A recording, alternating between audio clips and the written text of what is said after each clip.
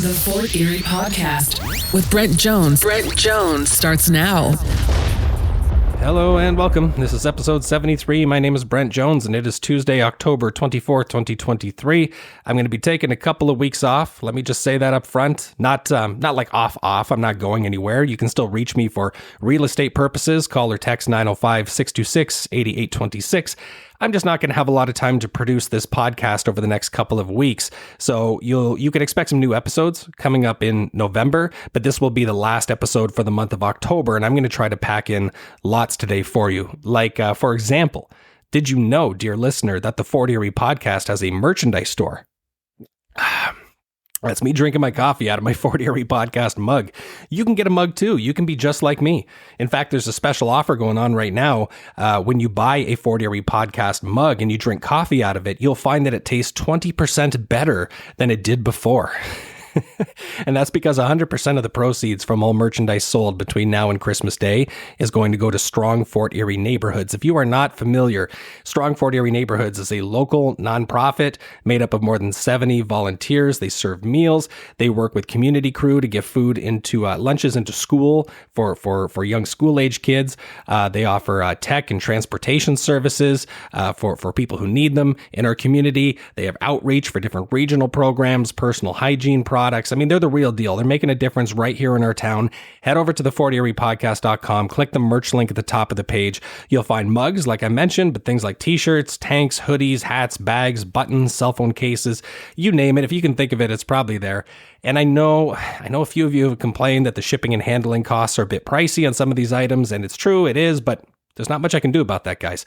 But buying some Fort Erie Podcast swag is a great way to rep your favorite podcast and also support a great local cause at the same time. Anyway, coming up today in episode 73, I'm going to be speaking with Tim Denis. A lot of you may know Tim as the morning show host on News Talk 610 CKTB, but he's also the director of an upcoming production at Garrison Little Theatre. That's Neil Simon's The Odd Couple female version. He's going to tell us all about that. And then later in the show today, I'm going to be speaking with Christine Heather. Christine is from Events Connected Canada. She's spearheading the Halloween festivities on Jarvis Street coming up on October 28th. She's going to give us a preview of what's in store there. I'm also going to be playing, as usual, your messages on the Byrd Box. Today, folks, I'll be sharing some Fort Erie job leads, going through some Fort Erie questions and answers. I got a little rant for you. I want to talk today about single-use plastics. All of that is coming up. But to kick things off, did you know that Fort Erie is one of the top 5 most interesting places in Canada?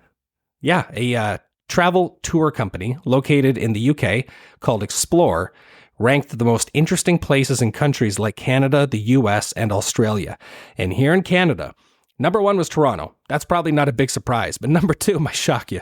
Number 2 most interesting place in Canada, Chatham, Ontario. I find that one a bit hard to believe. I've been to Chatham. It's a nice place, but number 2. But hey, number three is Fort Erie, Ontario. 3rd most interesting place in our country. Our town beat out Ottawa at number 6, Calgary at number 7, Montreal at number 8, Vancouver in 9th place, and Winnipeg in 10th. Now, look, I love this town. It's no secret that I love the town of Fort Erie. I love living here. I moved here on purpose. I've always loved the town of Fort Erie. It's why I do this show. But, is the town of Fort Erie more interesting than Montreal or Vancouver? I don't know. That might be a bit of a stretch. If you're wondering, how was this determined? How did Explorer come up with this data? Well, according to an article on the MTL blog, it says Explorer's data experts analyzed 1.2 million articles on Wikipedia, which are coded with a primary location.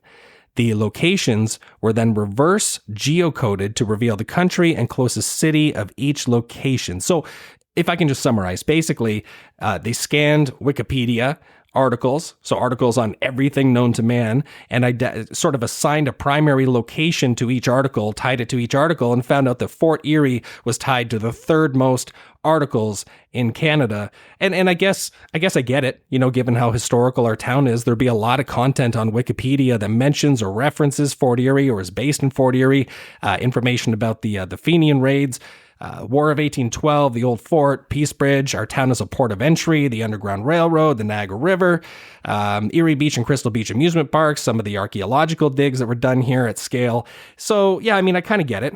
But, the next time you hear someone say there's nothing to do in Fort Erie, or this place is boring, or they call it Fort Dreary, you can just say, hey, you're living in the third most interesting place in Canada. If you want to do better than Fort Erie, you're going to have to move to either Toronto or Chatham, I guess. Coming up in the Fort Erie Observer. In partnership with the Fort Erie Observer, I'm able to share with you, dear listeners, a preview of what's coming up in this Thursday's edition of the Fort Erie Observer. Keep an eye on your mailbox. For starters, there's going to be a feature on the Mayor's upcoming Forum of Equity, Diversity, and Inclusivity. This is happening Friday, November 10th at the Fort Erie Leisureplex. Businesses, community organizations, groups, individuals, everybody's invited to come out and participate in some essential discussions. Fort Erie Meals on Wheels is another story that's going to be covered. There's an increase in the need for meal deliveries and volunteers. I don't think that comes as a huge surprise, but it'll be interesting to see what's penned in this edition of the Observer about it. There's also going to be a story on the 17th annual Fort Erie Arts Council Red Ribbon Art Show and Sale. Boy, that is a mouthful. It's going to be a great night out. So there's going to be some coverage about this coming up on Saturday, November 4th from 7 until 11 p.m. at the Fort Erie Leisureplex Banquet Hall. That's, of course, located at 3 Municipal Drive. There's going to be some live music, appetizers served. People get to meet the artists and have the option to purchase work on display.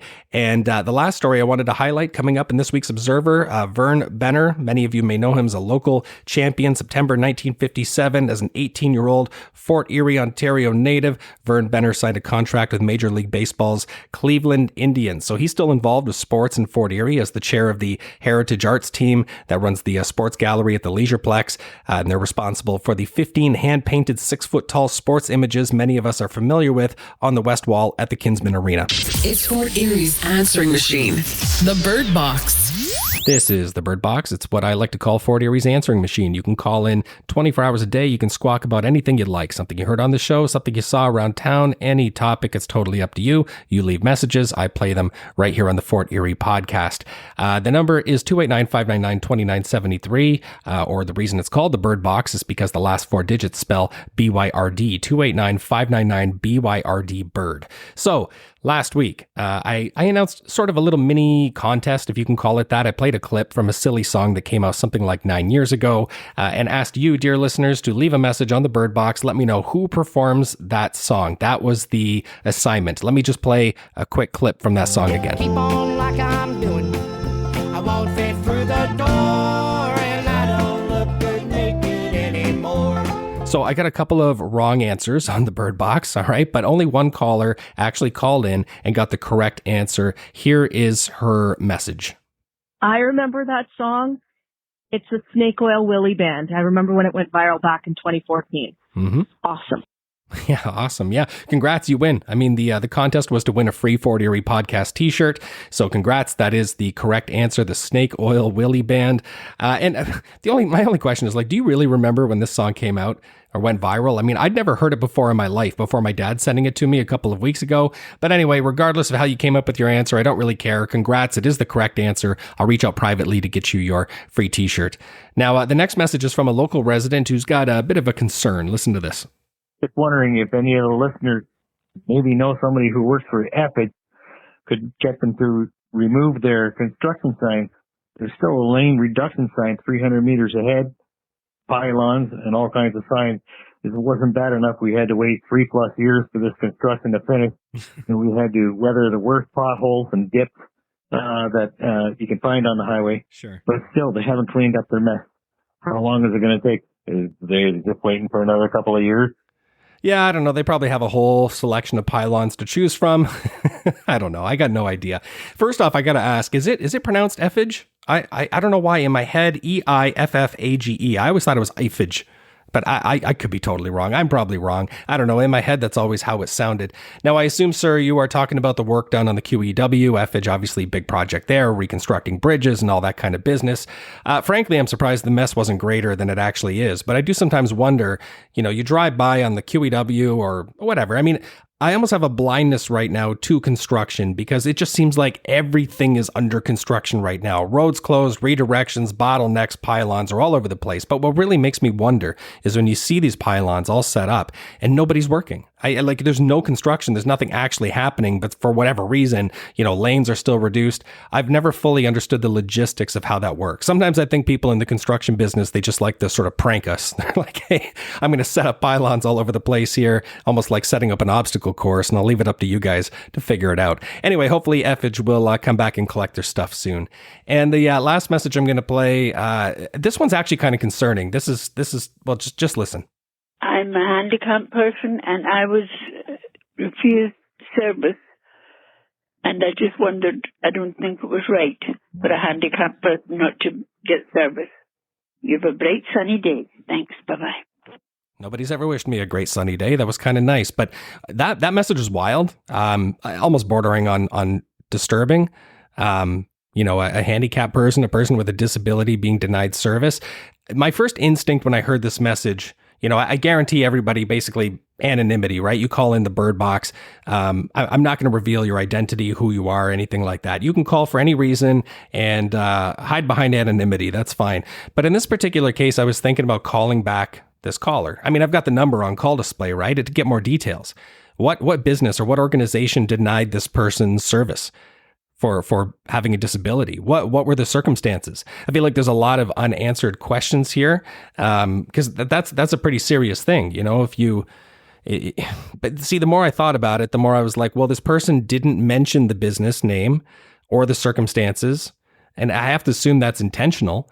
If she wanted to put this business on blast, I assume she would have mentioned who the business is and what happened. So dear caller, I'm not going to pry, okay, on this one. Let me say unequivocally, I sound like a politician when I say unequivocally, but let me say nobody should ever be denied service for their ability level or disabilities, race, creed, religion, color, none of that. It's not right, okay? And if you want to call back into the show with more details about what actually happened, I'd be happy to play your message for listeners, okay? But the ball's in your court, okay? I'm not going to pry on this one because it's really your business, okay? And it's not ours unless you want to make it our business. Anyway, that being said, anything you see around town, folks, anything on your mind, call the Byrd Box, leave a message. Have something you want to squawk about? Let the whole town know what's on your mind. Call the Byrd Box at 289-599-2973. That's 289-599-BYRD. Okay, joining me on the phone right now, I'm speaking with Tim Denis. Tim, how you doing? I am well. It's fall. It's raining. What else do we have to look forward to? This wonderful weather. It's such a typical Niagara fall. Well, what else could you ask for? Don't forget that we had record-breaking temperatures at the start of October, though. We were swimming like 6 weeks ago. Less than that. Probably a month ago we were swimming. So no complaints. Yeah. Well, I think a lot of listeners of the Fort Erie podcast probably know you best from your morning radio show on News Talk 610. But I asked you to join me today specifically as your role as the director of Garrison Little Theatre's upcoming production of The Odd Couple female version. So let's kind of dive into that. The Odd Couple female version, what is that? Neil Simon had a huge hit with The Odd Couple years ago on Broadway. It was a massive, one of his biggest hits. Of course, he probably the United States' greatest or most successful playwright. Mm-hmm. The Odd Couple was a massive hit on Broadway, and then it became a huge movie with Walter Matthau and Jack Lemmon, and then it became a TV series that a lot of people will remember from the 70s with Jack Klugman and Tony Randall. And it's been around a long, long time. And during the 80s, somebody challenged Neil Simon and said, this would work if you reversed all the sexes in this as well. And Neil took that as a challenge and said, well, I think I could. So he basically took the script for the original Odd Couple and turned it on its ear and changed all the sexes, and it became two women who were kind of mismatched. One getting thrown out by her husband and lands on the other one's doorstep. One's very clean and ordered, and one's a bit of a slob. And it's the famous Odd Couple, basically the plot, just turned on its ear. That's I'm glad you brought up sort of all the different iterations of The Odd Couple, because there was, of course, the Broadway show, the TV show in the 70s. There was a movie made in there. I believe you mentioned that as well. And I also noticed that in sort of the late 2010s, there was like a TV reboot. I don't know if you caught any of that or not. I did. Neil Simon didn't have a whole lot to do with it. It was just one of those attempts to kind of bring back the nostalgia of a very big hit show. TV tends to do that every once in a while. They're doing it with Frasier right now, and it's back after 17 or 20 years off the air. So they do that. That one wasn't the great. I think that wasn't one of the guys in Friends in that, if I remember correctly. I think Matthew Perry was in that. I think you're right. Yeah, I think you're right. Yeah. Yeah. So what could viewers then who want to come out to this production, Garrison Little Theatre, I mean, what could they expect from sort of this iteration, or maybe your creative vision as the director? It's an interesting one, because the dynamic between male friends and female friends is so different. We all know, we've seen so many shows about males getting together and having a good old time, and even the original Odd Couple of the guys getting together for their poker game every week, et cetera, et cetera. And in this one, the poker game has been replaced by a game of Trivial Pursuit that the girls get together to play every week, although one of them still says they could be playing cards. They get together. The dynamic is a little bit different. There's not the frat boy humor and, taking the one out of people all the time. It's a much more, it's a much more layered script. It's, all of the characters are very, well drawn out, and, but the basic fight or, conflict between the very, very clean and ordered one and the very blobby one is classic with either sex, or no matter what sex you want to talk about. It's a very funny play. It's about friendship. It's about marriage. It's about identity. There's all kinds of things in it, because Neil Simon's a really talented writer. People think he just writes dick, but he can write some very deep characters, and there's a lot about friendship and loss in this movie, or in this play, but it's also extremely funny. Well, there's layers to it for sure. Now, when and where can people catch this production? It opens November the 9th, and GLT, Garrison Little Theatre, is moving to a new home. They spent years, as a lot of people in Fort Erie know, at the Italian Hall, and everybody knew the years as a dinner theater and Maria's Catering, and, it was kind of an annual event. They would put on 2 or 3 shows every year, and it's been sold out for heaven knows how long. Well, as a lot of people in the area know, the Italian Hall was sold, and to a developer who was going to knock it down and put something else up. So they had to find a new home, and they found that home at the Crystal Ridge Community Center in Crystal Beach, Ridgeway, and they have a wonderful event space there and we're going to do our very first show there starting on November the 9th. It runs that weekend, the 9th, 10th, 11th, and 12th. And tickets are available anytime by just going online to the GLT website. Which I believe is GarrisonLittleTheatre.com. Is that right? That's the one. Okay. So GarrisonLittleTheatre.com to get tickets. Now, I got to ask Tim, how did you get hooked up with Garrison Little Theatre? I've done a couple of things with them over the years. Many years ago, I was in a play called The Long Weekend, a Norm Foster play with my friend Chuck Gigello, who's one of the mainstays of Garrison Little Theatre. And then I directed a show many years ago, called The Burning Man there. And just a few years ago was in a play with Garrison called I Hate Hamlet. Mm-hmm. Directed by my friend Mike Cece. And I've stayed, friends with these people. I've been in theater for 40 some odd years, maybe more than that, as a director and an actor. And I just love being able to do this in my other iteration outside of the broadcasting world. And it was a good fit. So you are a director, you're an actor, you're a broadcaster. Do you have any other special talents you want to tell people about? I spent years ago on the road in a band, worked in Nashville, recorded an album that hit the charts back in the mid '80s. Out of town, really? No, yeah. I had an album. It was a country pop album that hit the Canadian top 10 back in '84. Had a couple of singles from the album, and then just decided that no, I didn't want to live that far away from my daughter and family, and came back home back in the mid '80s and have been here ever since. Wow. Okay. Well, I mean, it's one of, I don't want to say jack of all trades, but it's kind of cool that you've got to have so many different unique experiences. And maybe for somebody who's thinking, hey, I'd like to get involved, with Garrison Little Theatre, some type of maybe upcoming production. What's the best way for them to do that, to get involved with GLT? Well, I know there's a spot right on their website where you can actually reach out to them with questions about joining. If you go to the website, there are phone numbers and an email address, and reach out, because like a lot of community theater groups, they're always looking for people to get involved, people who thought maybe this is something they'd like to try. Whether they're young or they're middle-aged or they're old, it doesn't matter. Community theater is all about people in the community coming together. And I know they'd be thrilled to have people come out and learn what it's all about, learn what the theater world is all about, work on stage or off stage, whatever the case may be. And just go to their website and ask a question, and somebody will get right back to you. Does that happen a lot of time when people are kind of getting their feet wet in the theater, where maybe they start off stage, working on something, lighting, something else, and then all the time. Yeah, and they kind of make all the transition. The time. Yep, all the time.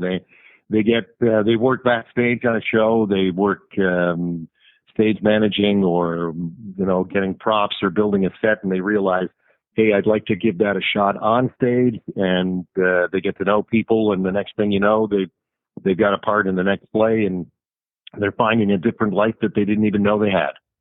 That is so interesting to me.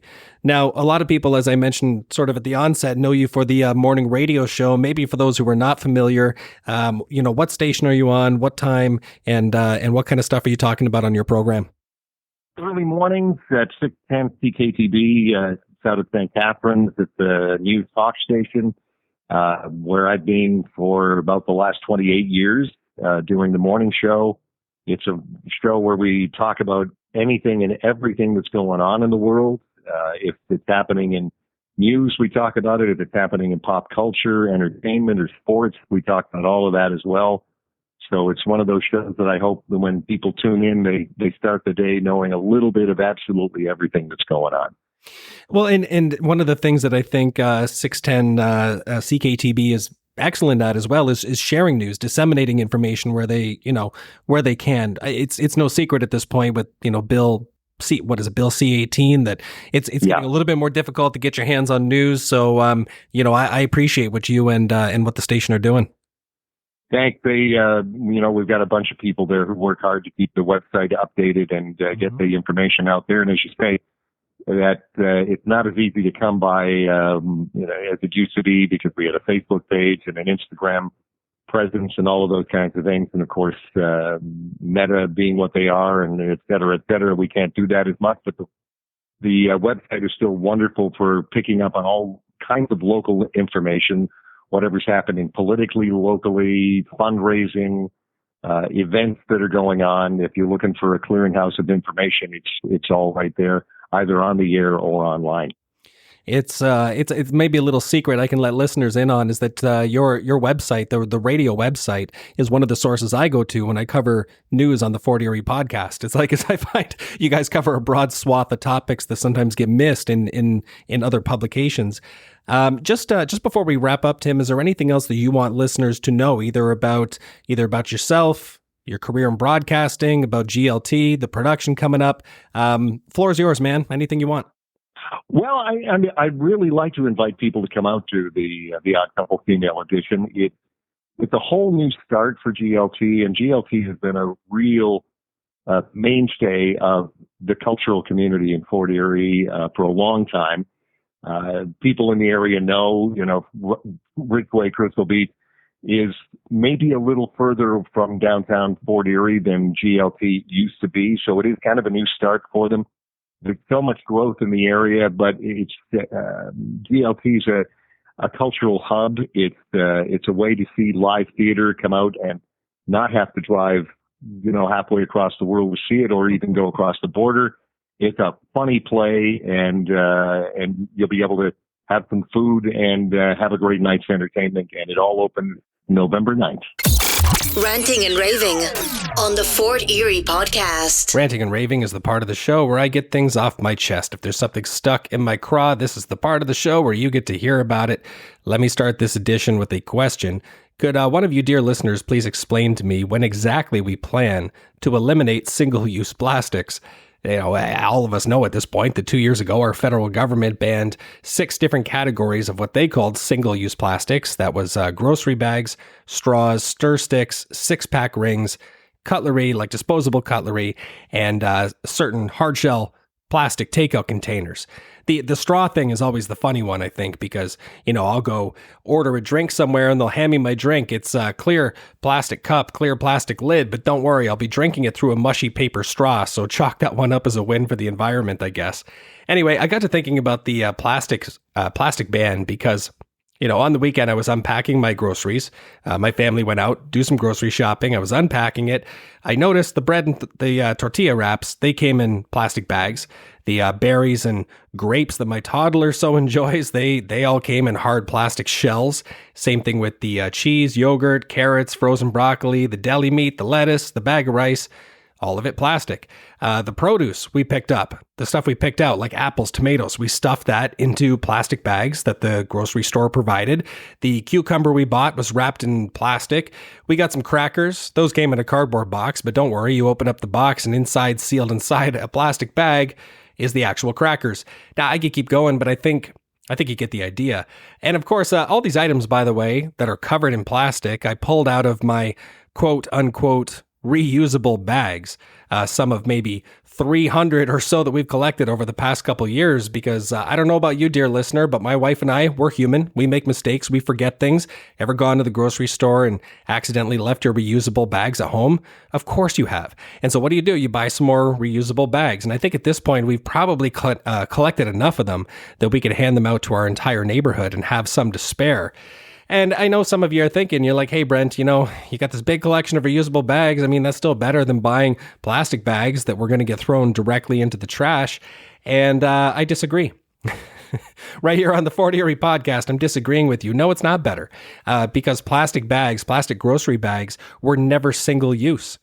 I don't know anybody who brought home their groceries in plastic bags, maybe 5, 6, 7 plastic bags, and then just immediately bunched up all those plastic grocery bags and threw them in the trash. Nobody ever did that.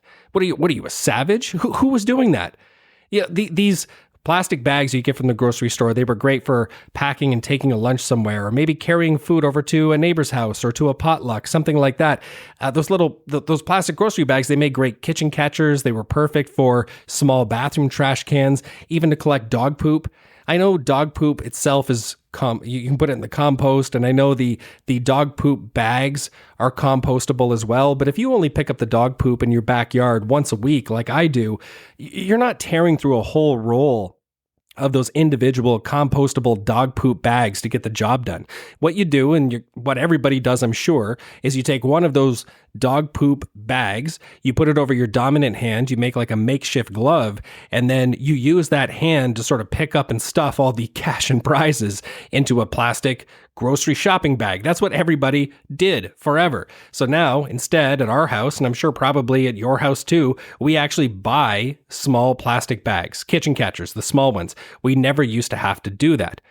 We used to just reuse our shopping bags like normal people. But now, because plastic grocery shopping bags are banned, ironically, we now buy bags that are intended for a single use. Isn't that dumb? It makes no sense. Now, I know some of you are probably fans of paper bags, because you go, well, I don't want to use plastic bags, bad for the environment, stuff doesn't break down. Reusable bags, maybe I don't have time for that, or I forgot them at home. Let's just get some paper bags. Well, you might think it's a great compromise, but I have an article pulled up here, and it says, in 2011, a research paper produced by the Northern Ireland Assembly found that it takes more than 4 times as much energy to manufacture a paper bag as it does to manufacture a plastic bag. It goes on to say that Research found that the ban reduced plastic carryout bag usage by 18.1 million kilograms per year. However, the ban also led to an increase in the use of paper bags, rising by 652 million additional paper bags weighing 37.5 million kilograms a year, more than double the weight of the banned plastic bags. In other words, paper bags have a greater environmental impact in terms of carbon footprint than plastic bags ever did. So if all of this, banning plastics, if this is really about doing something good for the environment, shouldn't paper bags be banned too? Just curious. I know they can be recycled or used for compost, but the initial environmental footprint of creating those paper bags is actually far worse than the plastic bags.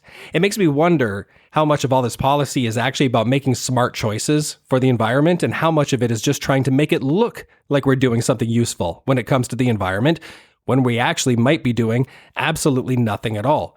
For example, got another thing here. A 2011 study by the British government found that a cotton tote bag, like the kind of reusable bags we all use, they found that a cotton tote bag would have to be used 131 times before it was better for the environment than the single use of a plastic grocery bag. Okay, so be honest with yourself. Put this in context. All of the reusable bags at home, I don't care whether you have 10, 20, or 200, have you reused, in the past 2 years since this ban came into effect, have you used all of your reusable bags 131 times each or more? I somehow doubt it. I'd be very skeptical. My suggestion, hey, it may not be a popular opinion, popular position, but from where I'm sitting, bring back the plastic bags. Bring back the plastic straws. The small conveniences that we as human beings actually enjoy. Here's an idea, rather than punishing the end consumer, rather than punishing you and me, the shopper, the people who need to go buy groceries, we the people, why not instead mandate that manufacturers, retailers, grocers, the corporate interests, the corporate folks who are actually making a profit off of selling these goods, why not mandate that their goods have to be sold in packaging free from plastic, or at the very least, a lot less plastic? Fort Erie questions and answers based on the Facebook group by the same name. This is Fort Erie Questions and Answers. It's the part of the show where I go through the Facebook group by the same name and pick out any questions and answers that I thought were especially interesting or helpful. Like this first one from Tara. She asks, is there an indoor pool in Fort Erie that has water aerobic classes?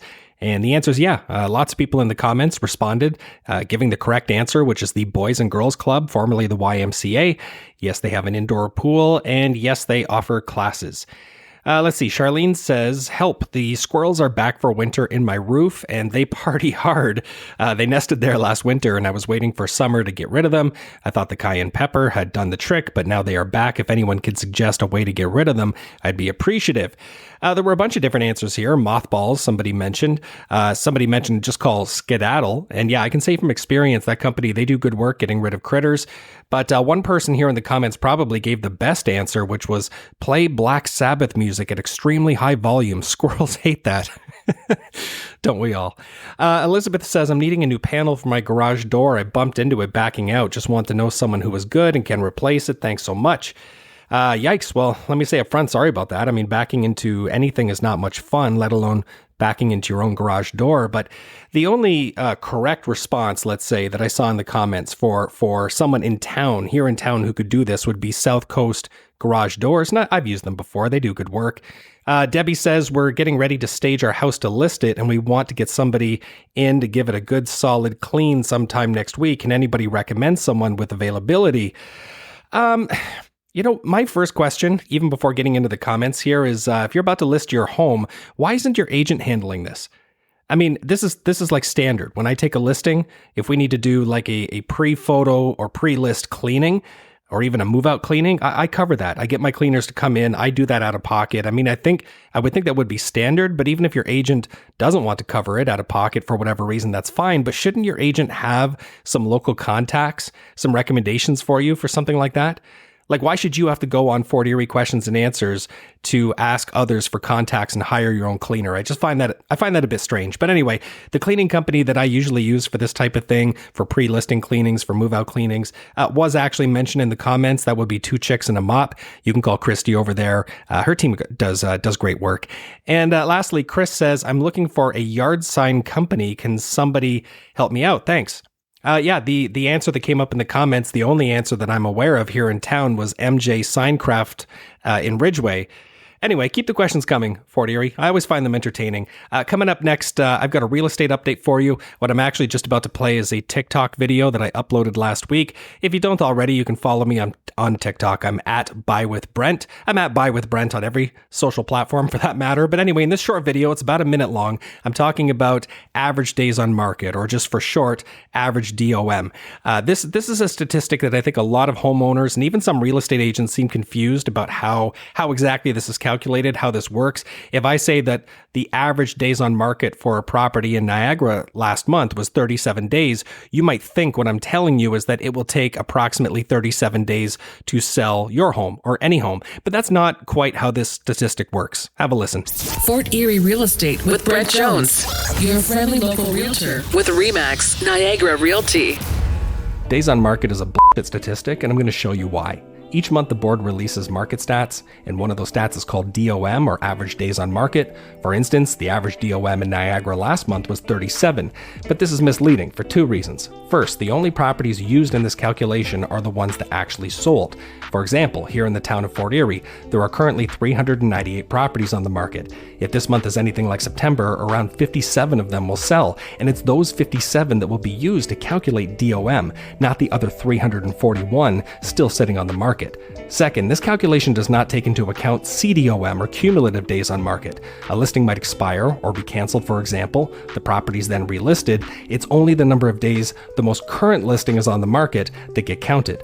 The only thing the DOM statistic is useful for is establishing trends. For example, was the DOM higher this month than it was last month? And the answer, of course, is yes, but it is not a good indicator as to when or if your home is actually going to sell. Fort Erie Job Leads.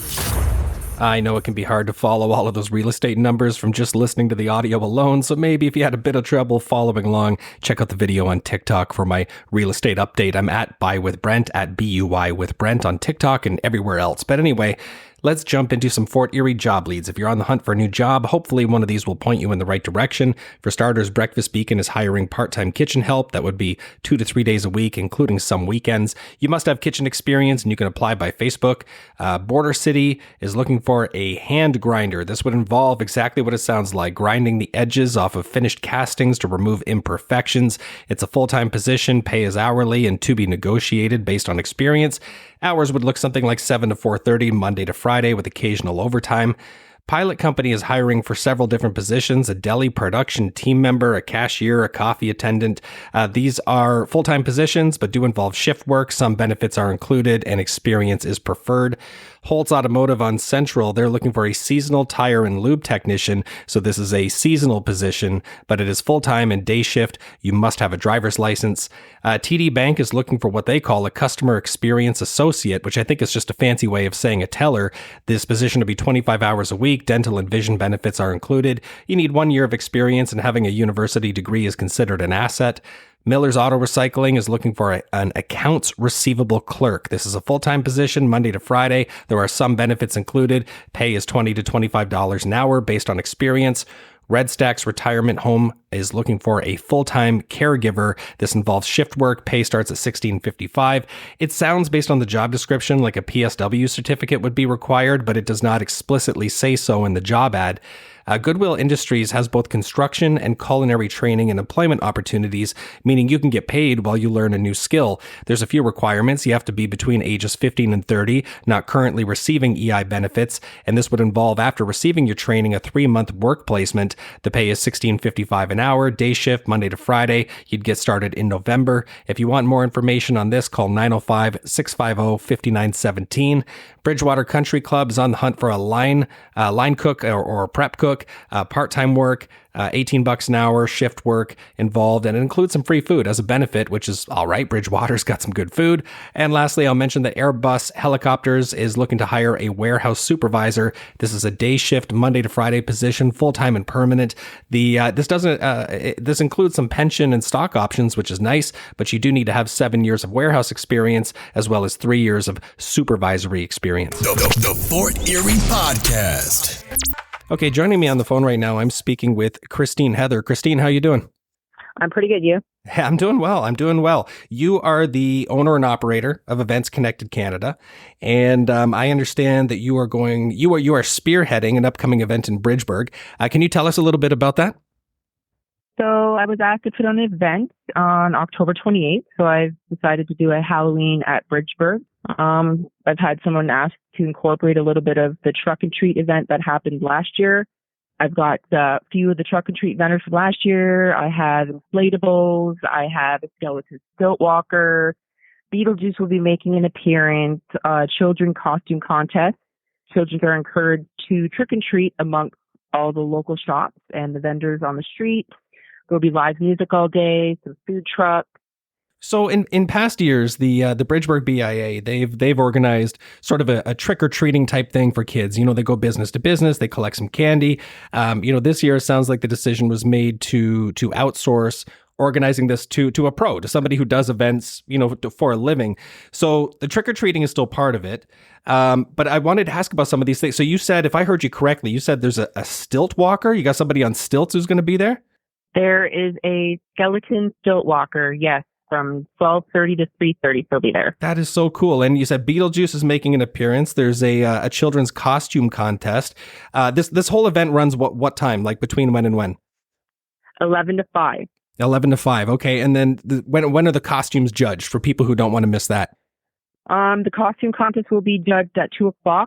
So people will have to come up to the Events Connected Canada booth.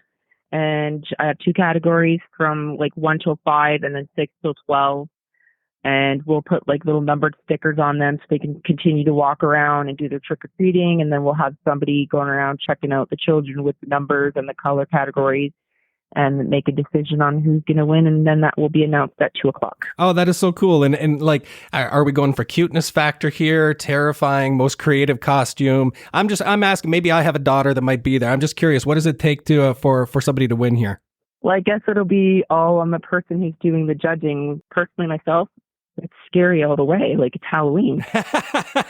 All right, fair enough. That's fair.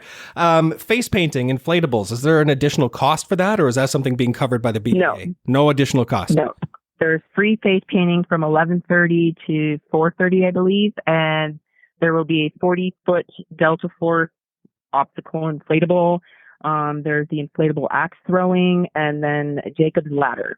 Wow. Okay. So that's quite a bit of a bigger event than I think maybe folks at that end of town are used to from previous years. One of the things I noticed, quite a number of the businesses in that area have been sharing, posts on social media saying, hey, here's what's coming up on October the 28th. One of the things I saw in those ads is that there's supposed to be a number of different food vendors. Do you have a sense of who some of those food vendors are going to be? Well, there's the current fry truck that's there now. Mm-hmm. And then I'll be bringing in Rolling in the Dough, which is like a dessert type food truck, and 905 Hot Dog Pound, which he does like hamburgers and hot dogs and sausages and stuff. And now so much of this sounds like it's sort of contingent, and I don't want to jinx you here, but it sounds like a lot of it is contingent on the weather cooperating that day. Is there a rain day just in case it ends up being miserable or no? No, it'll be rain or shine, and I've been watching the weather, and it likes to play games with me. But so far, it's looking pretty good. But it's just like Halloween. Every year, we take our kids out trick or treating, and as parents, we got to walk around in the rain. It's funny you say that because that seems to be the trend that it's cold, wet, and miserable every year on Halloween, doesn't it? Yes, I don't remember it being like that when I was a kid. How long have you been in the event planning space, and how old is Events Connected Canada?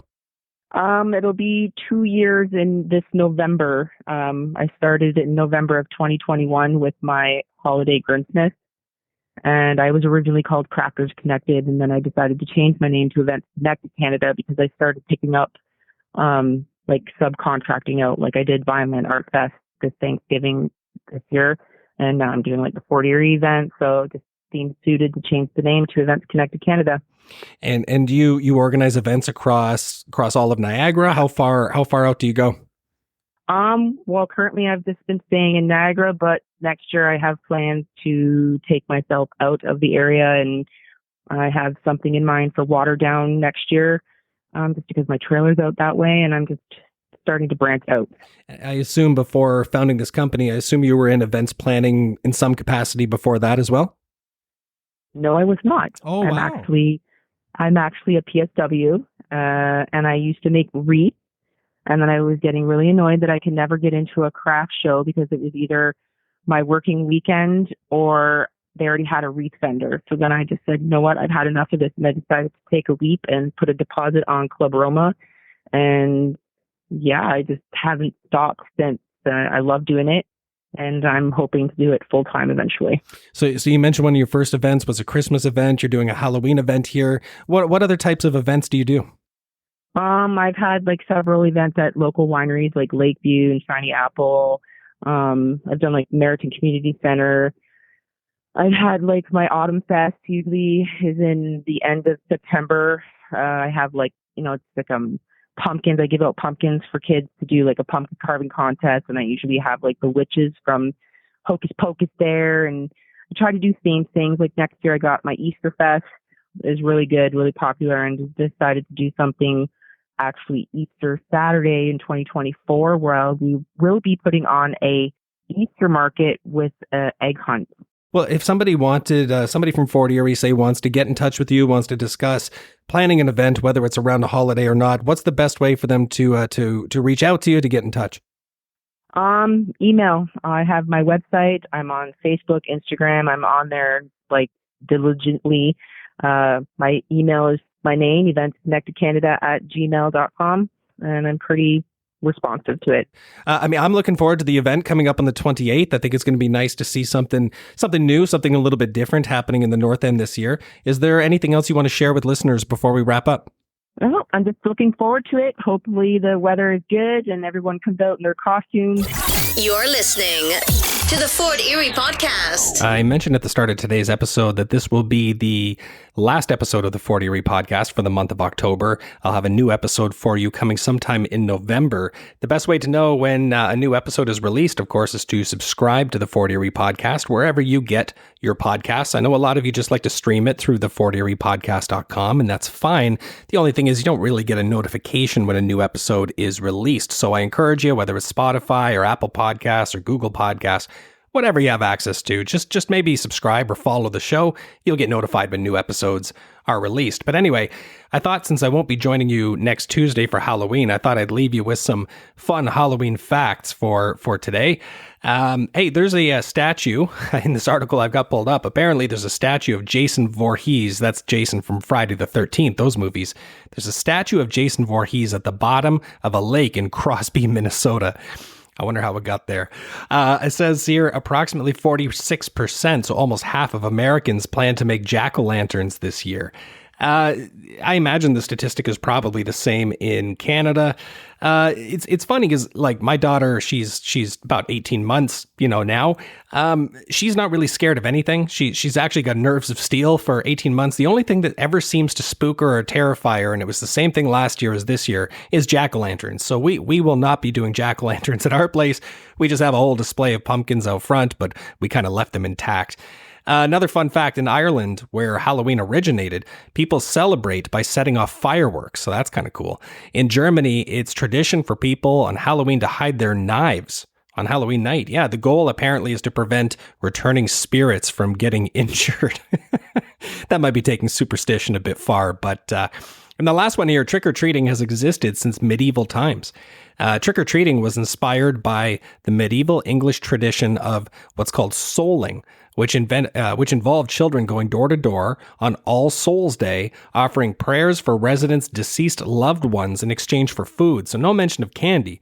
This is actually pretty morbid. So rather than dressing up in a fun costume, you go to your neighbor's house and, say a little prayer for their dead relatives and they give you like a loaf of bread or something in exchange. I mean, I don't know, man. That doesn't seem like nearly as much fun.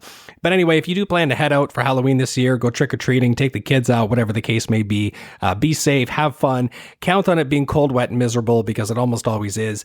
If you know where I live, swing by my house. I'll be giving out candy to kids, of course, as I always do, and handing out beer to the adults. That's one of my traditions, candy for the kids, beer for the adults. That's our tradition. One year, my wife said to me, we hand out all this beer out of our garage every year. Why not find a way to advertise on the cans? That way you could write off the beer. And I thought it was a brilliant idea. That's actually the origin story of all those Buy with Brent beer koozies that I've been giving away for the past couple of years. I got a whole bunch of beer koozies printed with my branding on it. And so when you go, you bring your kids trick-or-treating in my house, I'll fill their bag with candy or chips or whatever. And then I'll give mom and dad or whoever's there a can of beer with one of my branded beer koozies on it. So how about that? Trick-or-treating for the kids and the adults at my place. As I mentioned, there'll be a new episode in November that gives you lots of time to leave some messages on the Byrd Box. I can play coming up, 289-599-2973. If you have a moment, if you can spare a moment today, dear listener, please consider giving the Fort Erie podcast a 5-star rating on either Spotify or Apple Podcasts. And I will chat with you again sometime next month. Maybe in the meantime, go back and catch up on a few of the episodes you might have missed. Okay? Bye. You've been listening to the Fort Erie Podcast with your host, Brent Jones. Never miss an episode. Subscribe on Apple Podcasts or Spotify, or visit theforteriepodcast.com.